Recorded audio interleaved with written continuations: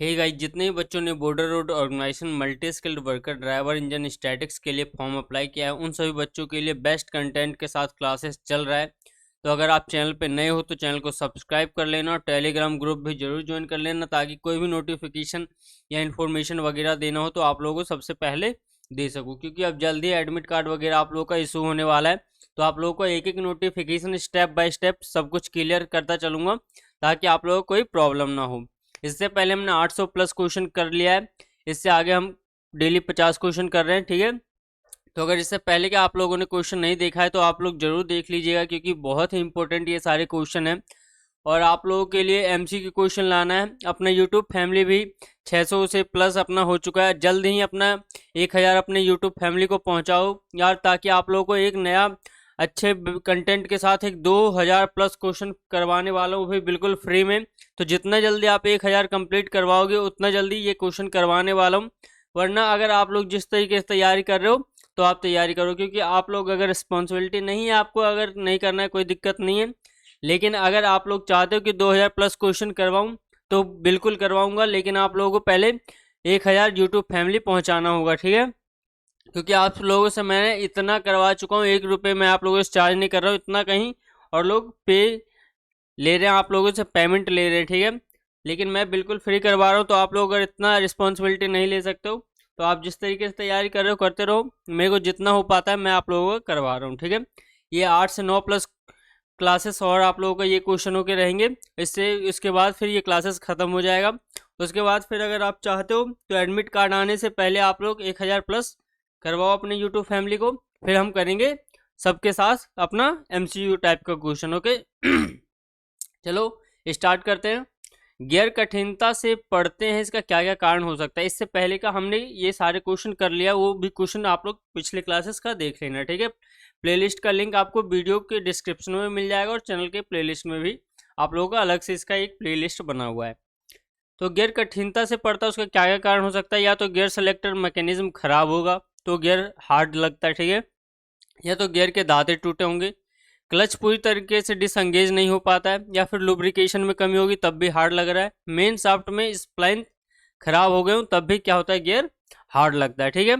चलिए next question है अपना कि गियर बॉक्स से आवाज आती है, इसके क्या क्या कारण हो सकते हैं।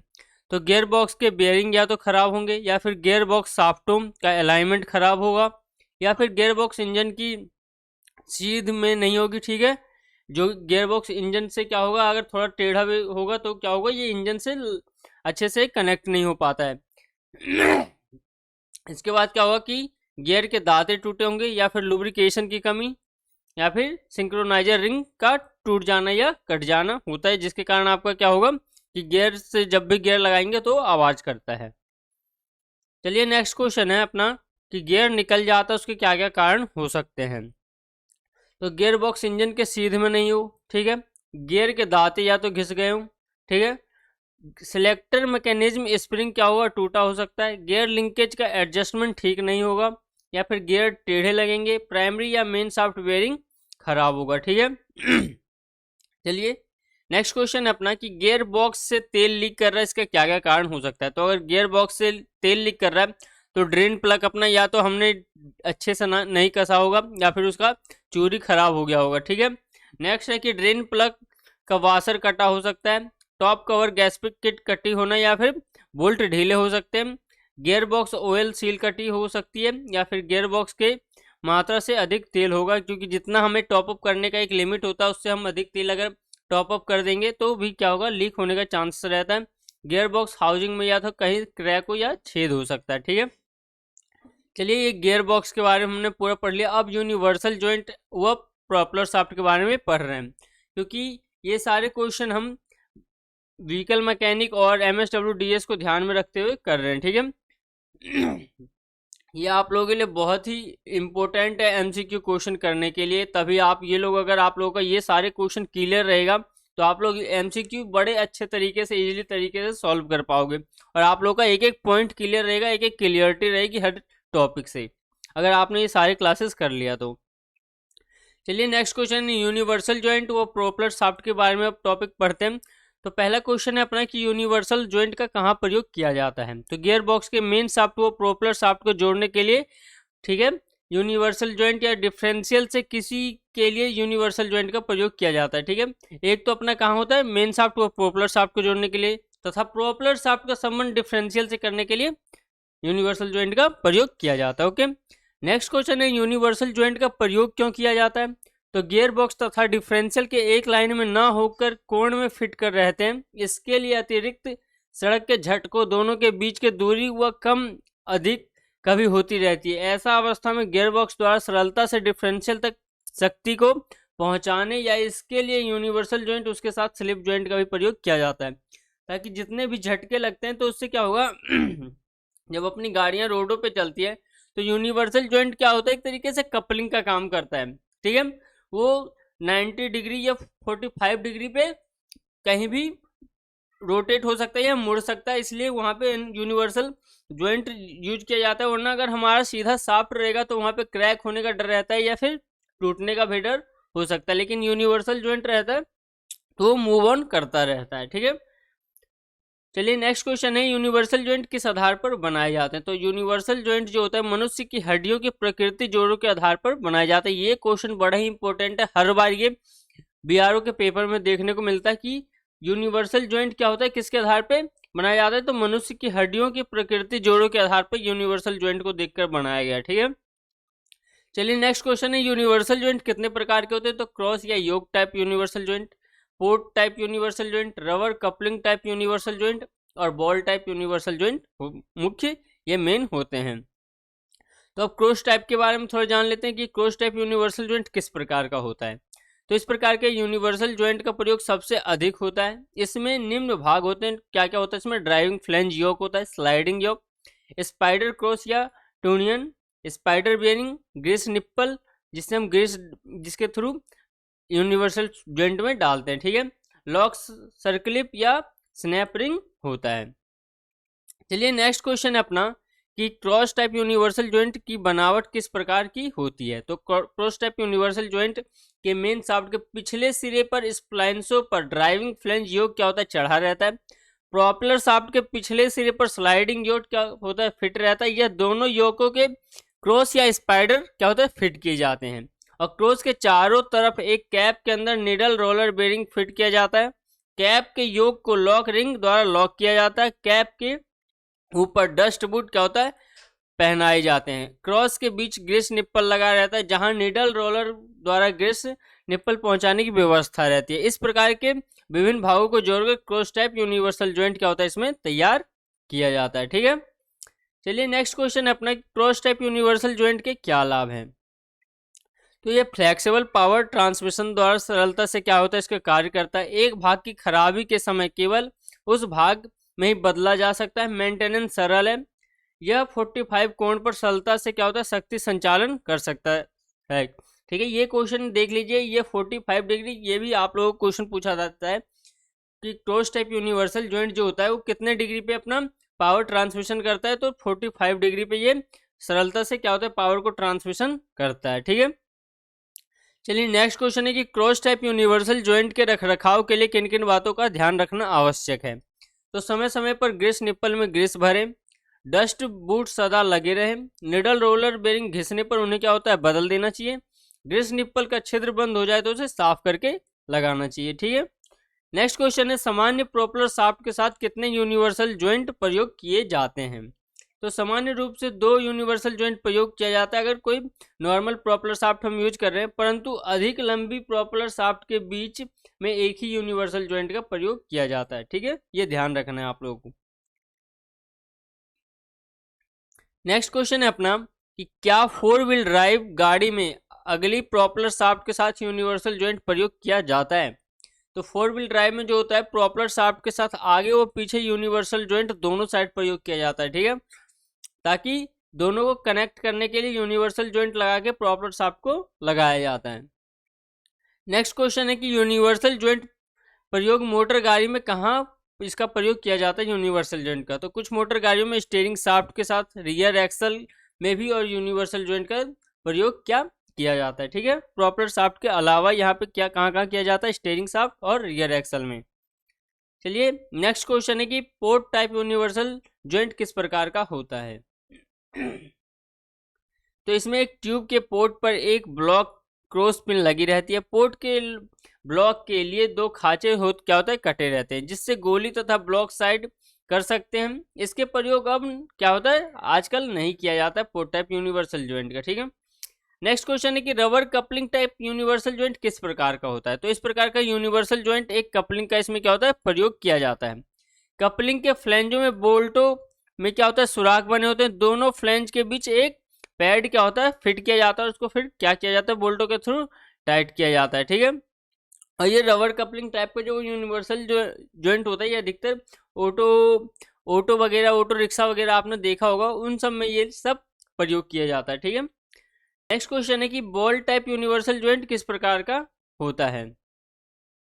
तो बॉल टाइप यूनिवर्सल जॉइंट के बारे में चलिए देखते हैं कि जीप जैसी गाड़ियों में इस प्रकार का जॉइंट प्रयोग किया जाता है। इसका प्रयोग फ्रंट एक्सल के साथ क्या होता है, किया जाता है। इस प्रकार के यूनिवर्सल जॉइंट अधिक कोणीय स्थिति में भी सरलता से शक्ति क्या होता है, स्थानांतरित करते हैं। यह दो योक के अंदर 5 स्टील की गोलियां फिट रहती है और एक गोली के बीच अन्य योक के खांचों में फिट रहता है। इस जॉइंट को कांस्टेंट वेलोसिटी टाइप का जॉइंट भी क्या होता है, कहा जाता है। ठीक है, चलिए नेक्स्ट है कि प्रॉपेलर शाफ्ट पर लगे स्लिप जॉइंट का क्या कार्य है।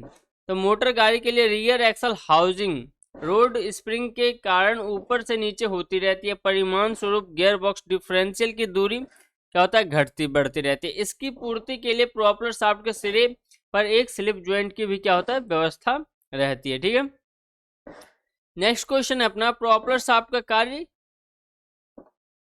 क्या कार्य करती है। ठीक है, प्रॉपेलर शाफ्ट का क्या कार्य होता है और उसकी ये प्रॉपेलर शाफ्ट काम क्या करती है, इसका बारे में थोड़ा जानते हैं कि प्रॉपेलर शाफ्ट गियर बॉक्स से मिली शक्ति को डिफरेंशियल के टेल पिनियन तक पहुंचाने का कार्य करती है। ठीक है, ये क्लियर हो चुका होगा।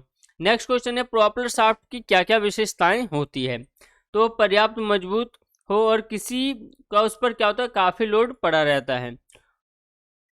जो अपना वो होता है प्रॉपेलर शाफ्ट मजबूत भी होना चाहिए, उस पर काफ़ी लोड पड़ता है क्योंकि वह पूर्ण रूप से ब्लेस्ड, क्योंकि काफ़ी झटके लगने के कारण कंपन भी सहन करना पड़ता है, इसलिए बैलेंस्ड होना चाहिए, इसका बैलेंस बना रहना चाहिए। उसकी जोड़ मजबूत हो क्योंकि यह स्टील ट्यूब की जोड़कर इसको क्या होता है, बनाया जाता है। ये क्वेश्चन भी आप लोगों को एग्जाम में पूछा जाता है कि प्रॉपेलर शाफ्ट किस मटेरियल का बनाया जाता है, तो स्टील ट्यूब का बनाया जाता है। ठीक है, यही मैंने कहा कि अगर आप लोग क्वेश्चन को ध्यान से देखोगे तो हर क्वेश्चन इसमें से निकल कर आ रहा है और यही आप लोगों को एमसीक्यू में देखने को मिलेगा। और जब अगर ये सारी क्लासेस अगर आपने अच्छे से किया है तो आपको जब एमसीक्यू क्वेश्चन कराऊंगा तो बड़ा ही इजी आप लोगों को लगेगा, इसलिए पहले मैं ये करवा रहा हूँ आप लोगों को। प्रॉपेलर शाफ्ट कितने प्रकार का होता है। तो ओपन प्रॉपेलर शाफ्ट इसमें सामान्य रूप से घूमते हुए देखा जा सकता है। ठीक है, प्रॉपेलर शाफ्ट को, और बंद हुए प्रॉपेलर शाफ्ट को घूमते नहीं देखा जा सकता क्योंकि यह एक केसिंग में बंद रहती है। ठीक है, तो एक ओपन टाइप का प्रॉपेलर शाफ्ट होता है, एक क्लोज टाइप का, दो प्रॉपेलर शाफ्ट होते हैं। ठीक है, तो अब नेक्स्ट क्वेश्चन है कि मोटर गाड़ियों के पहियों तथा चैसिस में कितने प्रकार की ड्राइव दी जाती है। तो एक हॉचकिस ड्राइव दी जाती है और एक टॉर्क ट्यूब ड्राइव दी जाती है। तो पहले हॉचकिस ड्राइव के बारे में जानते हैं। इनमें दो यूनिवर्सल जॉइंट का प्रयोग किया जाता है। एक्सिल केसिंग द्वारा ड्राइविंग रोड स्प्रिंग की सहायता से चेसिस तक पहुंचाते हैं। इसकी रोड स्प्रिंग आगे की और चेसिस के साथ क्या होता है, फिक्स रखा जाता है। इसके साथ प्रॉपेलर शाफ्ट का प्रयोग क्या होता है, किया जाता है। ठीक है, नेक्स्ट है कि इसमें भी एक्सिल केसिंग रोड स्प्रिंग की सहायता से ड्राइव चेसिस तक पहुंचाती है, परंतु इसमें रोड स्प्रिंग का अगला सिरा झूले के रूप में क्या होता है, लगाया जाता है। रोड स्प्रिंग का पिछला सिरा क्या होता है, इसमें फिक्स रहता है। इसकी प्रॉपेलर शाफ्ट को घूमते हुए इसको क्या होता है, नहीं देखा जा सकता। ठीक है, नेक्स्ट क्वेश्चन है, प्रॉपेलर शाफ्ट को फिट करते समय क्या सावधानी रखनी चाहिए। प्रॉपेलर शाफ्ट को योक के सीध में हो, शाफ्ट सीधी हो, स्लिप जॉइंट कटे ना हो, यूनिवर्सल जॉइंट ढीले ना हो। ठीक है, नेक्स्ट है अपना, अब रियर एक्सल एंड डिफरेंशियल के बारे में आप थोड़ा जानते हैं क्योंकि डिफरेंशियल एक बहुत ही इंपॉर्टेंट टॉपिक है। इससे बहुत सारे क्वेश्चन आप लोगों को देखने को मिलता है। ठीक है, चलिए नेक्स्ट क्वेश्चन आप देखते हैं कि डिफरेंशियल को मिली शक्ति पिछले पहियों को किस प्रकार प्राप्त होती है। तो डिफरेंशियल को मिली शक्ति 90 डिग्री पर रियर एक्सलों में बढ़ जाती है और एक्सल के साथ पहिए लगे रहते हैं, जिससे क्या होता है, वो घूमने लग जाते हैं। डिफरेंशियल जो क्या काम करती है कि जो डिफरेंशियल के पावर आता है वो रियर एक्सलों को 90 डिग्री पर बांटने का काम करती है। ठीक है, नेक्स्ट क्वेश्चन है रियर एक्सल केसिंग का क्या महत्व है। वास्तव में रियर एक्सल का मुख्य भाग उसकी केसिंग होती है। एक्सल को केवल ड्राइव देने की सहायता करते हैं। मोटर गाड़ी का भार वहन करने के साथ साथ केसिंग क्या होता है, चेसिस का भी ड्राइव प्रदान करती है। चलिए नेक्स्ट क्वेश्चन है रियर एक्सल दो टुकड़ों में क्यों बने होते हैं। तो डिफरेंशियल द्वारा एक्सल के बीच शक्ति 90 डिग्री पर बांटा जाता है। इसके अतिरिक्त आवश्यकता पड़ने पर दोनों पिछले पहियों को आसमान चाल भी देना पड़ता है, क्योंकि जब हमें कभी मान लो पहियों को मोड़ना हो या कभी झटके या गड्ढे आ जाते हैं तो कहीं पहियों को तेज घूमना होता है, कहीं पहियों को धीरे घूमना होता है, तो वहाँ पे असमान चाल भी देना होता है। तो उसका काम भी कौन करता है, डिफरेंशियल करता है। एक्सल के शाफ्ट को दो टुकड़ों में इसी कारण बनाई जाती है ताकि दोनों को उसको आवश्यकता अनुसार पावर दिया जा सके। नेक्स्ट क्वेश्चन है कि रियर एक्सल केसिंग कितने प्रकार का होता है। तो banjo type rear axle casing होता है, split type rear axle casing होता है। तो पहले banjo type rear axle casing के बारे में जानते हैं कि एक प्रकार यह जो होता है बेंजो टाइप का रियर एक्सल केसिंग, यह एक प्रकार का केसिंग दोनों और स्टील ट्यूब की केसिंग इसमें रहती है तथा बीच में डिफरेंशियल के लिए हाउसिंग क्या होता है, बनी रहती है। इस हाउसिंग के बाद बंद करने के लिए कवर होते हैं और एक्सल ट्यूब रोड स्प्रिंग के आधार पर किनारों पर बियरिंग फिट करने के लिए हब फ्लैंज आदि क्या होता है, प्रयोग किए जाते हैं। ठीक है, नेक्स्ट है banjo type rear axle casing की क्या विशेषताएं होती है। यह व्यवस्था हल्की होती है तथा सरल होती है। इससे डिफरेंशियल की मरम्मत कवर खोलकर सरलता से क्या होता है, की जा सकती है। ठीक है, नेक्स्ट क्वेश्चन है कि split type rear axle casing किस प्रकार की होती है। तो स्प्लिट टाइप केसिंग में संपूर्ण केसिंग दो भागों में क्या होता है, बनी होती है। एक्सल ट्यूब के साथ किनारे पर हब फ्लैंज तथा दूसरे किनारे पर आधी डिफरेंशियल हाउसिंग क्या होता है, बनी होती है। और हाउसिंग में डिफरेंशियल फिट करके दोनों भागों को नट बोल्ट से क्या होता है, जोड़ा जाता है। ठीक है, ये आप लोगों को क्लियर हो चुका होगा।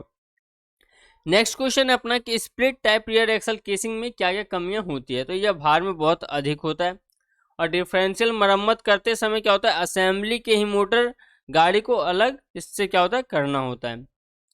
नेक्स्ट क्वेश्चन है कि रियर एक्सल शाफ्ट फिटिंग का क्या तात्पर्य है। तो रियर एक्सल शाफ्ट और अपनी केसिंग में बियरिंग की सहायता से फिट रहती है और एक्सल केसिंग में बियरिंग लगाने के आधार पर उसकी फिटिंग के नाम को क्या होता है, संबोधित इसमें किया जाता है। चलिए नेक्स्ट क्वेश्चन है कि रियर एक्सल फिटिंग कितने प्रकार की होती है। तो एक तो सेमी फ्लोटिंग टाइप का रियर एक्सल फिटिंग होता है, दूसरा 3/4 फ्लोटिंग टाइप का रियर एक्सल फिटिंग होता है, नेक्स्ट है फुल फ्लोटिंग टाइप का रियर एक्सल फिटिंग होता है। दोस्तों क्लास थोड़ा लेंथी आप लोगों को लगता होगा, मिनिमम हाफ आवर के करीब, आधे घंटे के करीब चला जाता है। अगर आप लोगों को स्लो लगता है तो आप तेज कर स्पीड को बढ़ाकर भी आप देख सकते हो, लेकिन आप लोगों को देखना बहुत जरूरी है एमसीक्यू क्वेश्चन करने के लिए, क्योंकि इससे बहुत सारे क्या हर क्वेश्चन इसी से निकलेगा। ये आप लोगों को 100% मैं गारंटी देता हूँ। तो सारा क्लास आप लोगों को करना बहुत जरूरी है। ओके, नेक्स्ट क्वेश्चन है कि semi floating type rear axle fitting किस प्रकार की होती है। तो semi floating type rear axle fitting differential के सन पिनियन के साथ एक्सल शाफ्ट का अंदर सिरा लॉक किया जाता है। बाहरी सिरा जो टेपर में बना होता है तथा जिस पर हब के लिए खांचा कटा रहता है, उस हब को कसने के लिए चूड़ियां बनी रहती है। इस व्यवस्था में मोटर गाड़ी का संपूर्ण भार एक्सल पर ही पड़ता है, क्योंकि यह एक्सल पहियों को घुमाने के साथ साथ गाड़ी का भार भी क्या होता है, वहन करते हैं। अगर आप लोग क्या है एमसीक्यू क्वेश्चन अगर आप लोग कहीं से प्रिपरेशन भी कर रहे होगे या फिर खुद अगर प्रिपरेशन कर रहे होगे तो आप लोग देख सकते हो इन सब में से ही क्वेश्चन सारा निकल रहा होगा, क्योंकि ये जो भी आप लोग क्वेश्चन कर रहे होगे ये सारा क्वेश्चन इसी से निकला हुआ है। इसलिए मैं आप लोग को ये कवर करवा रहा हूँ ताकि आप लोगों को पहले बेसिक आप लोगों का कंप्लीट होना चाहिए। ठीक है, फिर एमसीक्यू क्वेश्चन तो ऑटोमेटिक आप लोगों का कंप्लीट हो जाएगा अगर आप थोड़ा सा भी मेहनत करोगे। बाकी मैं आप लोगों को करवा दूंगा, बस अपना फैमिली को कंप्लीट करना है। आप लोगों को 1000 कंप्लीट करना है एडमिट कार्ड आने से पहले। जितना जल्दी आप लोग कंप्लीट करते हो उतना जल्दी, क्योंकि 8 से 9 क्लासेस ये बच गया। ये कंप्लीट करने के बाद फिर हम एमसीक्यू क्वेश्चन करेंगे। नेक्स्ट क्वेश्चन है 3/4 floating type rear axle fitting किस प्रकार की होती है। तो इसमें दो बेयरिंग प्रयोग की जाती है। एक तो एक्सल केसिंग के ऊपर बाहरी सिरे पर फिट रहती है जिस पर व्हील ड्रम फिट रहता है। दूसरी बियरिंग अंदर की ओर के एक्सल केसिंग के बीच फिट रहती है जिस पर एक्सल का ही भार पड़ता है। पहिया पहले के समान द्वारा हब पर क्या होता है, कसा जाता है। इसकी व्यवस्था में गाड़ी सीधी चाल से क्या होता है, समय पर भार को अंदर और बेरिंग क्या होता है, उठाता है। परंतु मोड़ पर यह भार क्या होता है, केसिंग के ऊपर लगी बेरिंग पर ही पड़ता है। जो केसिंग में आप लोगों का बेरिंग लगा रहता है उसके ऊपर लोड पड़ता है। इस प्रकार का एक्सल की गाड़ी को बाहर निकालना तथा गाड़ी को जैक पर चढ़ाना उठाना आवश्यक हो जाता है। नेक्स्ट क्वेश्चन है कि full floating type rear axle casing किस प्रकार का होता है। तो full floating type rear axle casing में गाड़ी का भार एक्सल शाफ्ट पर नहीं पड़ता, यह केवल पहियों के ड्राइव पहुंचाने का कार्य करती है। इस व्यवस्था में एक्सल के अंदर वाले भाग के खांचे बने रहते हैं जो सन पिनियन को से फिट रहता है। एक्सल शाफ्ट के क्या होता है, बाहरी सिरे पर फ्लेंज बना होता है और ब्रेक ड्रम के बोल्टों द्वारा क्या होता है, जुड़कर पहियों को घुमाया जाता है। जो हब जो होता है, हब किस पे चढ़ा, हब के ऊपर ड्रम अपना चढ़ा रहता है, उसको फिर क्या होता है, बोल्टों से टाइट रहता है। ठीक है, तो ये पहियों को जुड़कर जो हब घुमाता है। एक्सल केसिंग पर दो टेपर रोलर बेरिंग या ब्रेक ड्रम घूमता है। इस प्रकार का एक्सल शाफ्ट पर केवल पहियों को घुमाने का कार्य करती है। यदि एक्सल को निकालना हो तो पहियों को जैक पर उठाने की आवश्यकता नहीं पड़ती। इस फिटिंग का प्रयोग भारी गाड़ियों में किया जाता है ताकि बार बार पहियों को उठाना ना पड़े। डायरेक्ट उसमें क्या होता है, नट बोल्ट खोलकर डायरेक्ट ड्रम को, ब्रेक को थोड़ा सा ढीला करके निकाला जा सकता है आसानी से। चलिए नेक्स्ट क्वेश्चन है, मोटर गाड़ी में डिफरेंशियल क्यों लगाया जाता है। तो डिफरेंशियल द्वारा गियर में आई शक्ति को 90 डिग्री पर पिछले एक्सलों को बांटा जाता है। इसके अतिरिक्त पिछले पहियों की चाल में आवश्यकता पड़ने पर अंतर पड़ जाता है, इसलिए डिफरेंशियल लगाना अति आवश्यक होता है ताकि समान चाल दोनों पहियों में पहुंचाया जा सके। नेक्स्ट क्वेश्चन है कि डिफरेंशियल द्वारा किन परिस्थितियों में पिछले पहियों के चाल में अंतर डाला जाता है। तो देखो आप लोगों को मैं ये वैसे बता चुका हूँ, फिर भी यहाँ पे अब क्लियर अच्छे से करूँगा कि ऊंची नीची सड़क पर मोटर गाड़ी चलती है, ऊंचे स्थान वाले पहियों को अधिक चलना पड़ता है, इसलिए क्या होता है, यहाँ पे डिफरेंशियल का प्रयोग किया जाता है। जहाँ पे तेज चाल देना हो और कम चाल देना हो वहाँ भी डिफरेंशियल का यूज होता है। या तो गाड़ी को मोड़ते समय अंदर वाले पहियों को कम चलना पड़ता है और बाहर वाले पहियों को अधिक चलना पड़ता है, इसका कार्य भी कौन करता है, डिफरेंशियल ही करता है। चलिए नेक्स्ट क्वेश्चन है, यदि दोनों पहियों में चाल में अंतर पड़ना संभव ना किया जाता तो क्या होगा। तो क्या होता है, मोटर गाड़ी को मोड़ने के लिए अधिक स्थान की आवश्यकता होगी। इसके साथ साथ ही क्या होगा, अंदर वाला पहिया घिसटता चलेगा और टायर शीघ्र घिसेगा, एक्सल को भी टूटने का इसमें डर रहता है। नेक्स्ट क्वेश्चन है कि डिफरेंशियल में कौन कौन से मुख्य भाग होते हैं। तो क्राउन व्हील होता है, टेल पिनियन होता है, सन पिनियन होता है, स्टार पिनियन होता है, spider cage, tail pinion, bearing, differential bearing और हाउसिंग, ये मुख्य भाग होते हैं। नेक्स्ट क्वेश्चन है कि डिफरेंशियल की बनावट किस प्रकार की होती है। तो डिफरेंशियल हाउसिंग में क्राउन केज के साथ फिट रहता है। प्रॉपलर शाफ्ट जुड़े टेल पिनियन क्राउन व्हील में क्या होता है, मिली रहती है। केज के अंदर स्पाइडर पर 2 सन पिनियन तथा 2 स्टार पिनियन फिट रहती है। सन पिनियन का संबंध रियर एक्सल के शाफ्ट से रहता है। ये भी क्वेश्चन है कि एक्सल शाफ्ट अपना जो दोनों साइड होता है उसके साथ कौन सा पिनियन जुड़ा होता है, सन पिनियन वो जुड़ा होता है। ठीक है, नेक्स्ट क्वेश्चन है कि डिफरेंशियल किस प्रकार कार्य करता है। तो क्या होता है, जब प्रॉपलर शाफ्ट द्वारा टेल पिनियन घूमती है तो क्राउन व्हील के द्वारा पूरी केज असेंबली भी क्या होता है, घूमती है। यदि इसका समतल भूमि पर गाड़ी चल रही है तो सन पिनियन द्वारा दोनों एक्सल शाफ्ट बराबर घूमने लगती है। यदि समान चाल में अंतर आ जाता है, अगर मान लो कहीं मोड़ना हो या फिर उखड़ खावर जैसे जगह आ गई है ना ऊपर नीचे, तो कम चलने वाले पहिए की ओर स्टार पिनियन अपने स्थान लगभग पूर्ण फ्री घूमती है तथा और सन पिनियन क्या होता है, कम घूमता है। इस प्रकार पहिए के चाल को कम और ज्यादा किया जाता है। ठीक है, नेक्स्ट क्वेश्चन है कि डिफरेंशियल द्वारा एक लाइन में प्राप्त शक्ति किस प्रकार 90 डिग्री पर दो पहियों को प्राप्त की जाती है या होती है। तो टेल पिनियन द्वारा शक्ति एक लाइन में आती है। ओके, नेक्स्ट है कि टेल पिनियन का संबंध क्राउन व्हील से रहता है और जो शक्ति 90 डिग्री पर बांट देता है इसका स्टार पिनियन तथा सन पिनियन की सहायता करते हैं। ठीक है, नेक्स्ट क्वेश्चन है कि टेल पिनियन द्वारा क्राउन व्हील को चाल देना फाइनल ड्राइव क्यों कहलाता है। तो टेल पिनियन द्वारा अग्रेसित शक्ति को क्राउन व्हील पर अंतिम बार गियर रिडक्शन द्वारा बढ़ाया जाता है, इसके कारण इसको फाइनल ड्राइव कहते हैं। नेक्स्ट है कि फाइनल ड्राइव किस प्रकार की होती है। तो worm gear type final drive और bevel gear type final drive. Next है कि हाइपाइड टाइप फाइनल ड्राइव होता है। तो अब इनके बारे में थोड़ा थोड़ा पढ़ लेते हैं। वर्म टाइप फाइनल ड्राइव किस प्रकार का होता है। तो इस प्रकार के फाइनल ड्राइव में क्राउन व्हील के स्थान पर एक वर्म व्हील का प्रयोग किया जाता है। इसी आकार में worm wheel gear tail pinion के स्थान पर प्रयोग होता है। दोनों आपस में ऊपर नीचे मिले रहते हैं। इसका प्रयोग हल्की मोटर गाड़ियों में किया जाता है। इसके बम ब्रोंज मेटल के बने होते हैं, जिससे क्या होता है, इसमें कम आवाज होता है। नेक्स्ट क्वेश्चन है कि bevel gear type final drive किस प्रकार का होता है। तो इस प्रकार का फाइनल ड्राइव दो सीधे दांतों वाले क्राउन व्हील तथा टेल पिनियन का प्रयोग होता है, जो अब तिरछे दांतों का प्रयोग होता है। इसमें 2 या 3 आपस में गियर मिल पाते हैं, इस कारण पकड़ मजबूत नहीं होती है। इसका घिसावट भी क्या होता है, शीघ्र होता है। नेक्स्ट क्वेश्चन है कि हाइपाइड टाइप फाइनल ड्राइव गियर किस प्रकार का होता है। तो आजकल का इनका प्रयोग लगभग सभी गाड़ियों में हाइपाइड टाइप के गियर का प्रयोग किया जाता है, जो क्राउन व्हील तथा टेल पिनियन में इसका प्रयोग की जाती है। उन्हें हेलिकल दांते क्या होता है, उसमें बने होते हैं। हाइपाइड टाइप गियर में हेलिकल दांते बने होते हैं। यह क्या होता है, इसका यह भी विशेषता है कि व्यवस्था में काफ़ी नीचे भी इसको लगाया जा सकता है। इसमें 3 पूरे दांते तथा 2 आधे दांते सदा मिले रहते हैं। इसकी पकड़ बहुत मजबूत रहती है हाइपाइड टाइप गियर का, ठीक है। नेक्स्ट क्वेश्चन है अपना कि रियर एक्सल में आवाज़ क्यों आती है, उन्हें ठीक करने की क्या उपाय है। तो गियरों के घिसे होने के कारण आवाज़ या तो आ रहा है, या फिर बेयरिंगों के कट जाने के कारण इसमें आवाज़ आता है। ठीक करने के उपाय क्या है इसको, कि बेयरिंगों को क्या होता है, ग्रीस से भर देना चाहिए या ग्रीस लगा देना चाहिए, जिससे हमारा ज़्यादा फ्रिक्शन नहीं होगा, तो आवाज़ भी नहीं आएगा। Okay. Next and last question है, पिछले एक्सल शाफ्ट पर टूटने के क्या मुख्य कारण हो सकते हैं।